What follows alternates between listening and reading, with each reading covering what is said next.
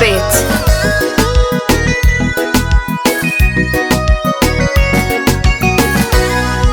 Ebintu bya Mukama byakola banange beewuunyisa. Ffe abantu abaali baabula twafa ne ku mulamwa weewuunye, naye Katonda bwe yatumulira ensi yatwagala.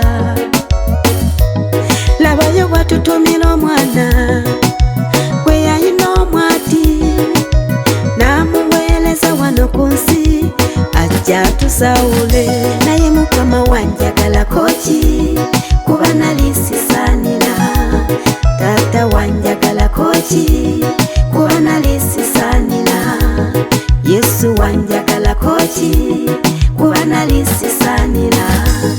Mukama ekisa kye kingi, nebuuza kyonjagalako kyambula, ze nali nsinza lubaale bya Yesu tombuulira. Naye kati wanfuula omwana era ndikwanga ttonde, labayo ne mwana wanfuma.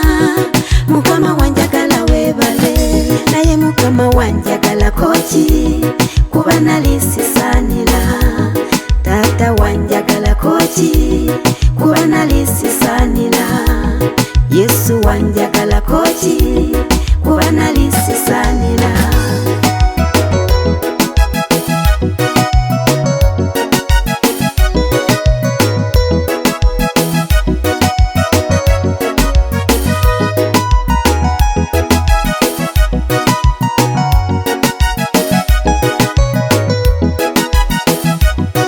Mega Touch Records.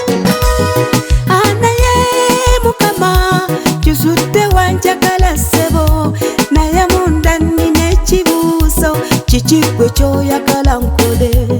Ewaffe wali omwami ng'alina baana be babiri, omu n'amulagira fumbe, omulala n'amutuma okwoza.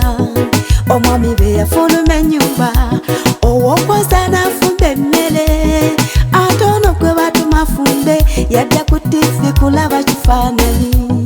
Taata bwe yakomawo bw'ati, olw'obusungu nakomwafumbye, nyiiza okweyita muyimbi ng'ate gwe si kye wanteera amaze okubula. Wanjagalakoki wanfuula mwana lisisaanira, amazima oliw'amaata. Wanjagalakoki kiwala kya Yesu lisisaanira, okwanira Yesu wanjagalakoki kuba lisisaanira. Ngamba namulondo yonnungi, weebale kutesa munnange, nsingusi yali antwala nga ndabageyene nesuuze.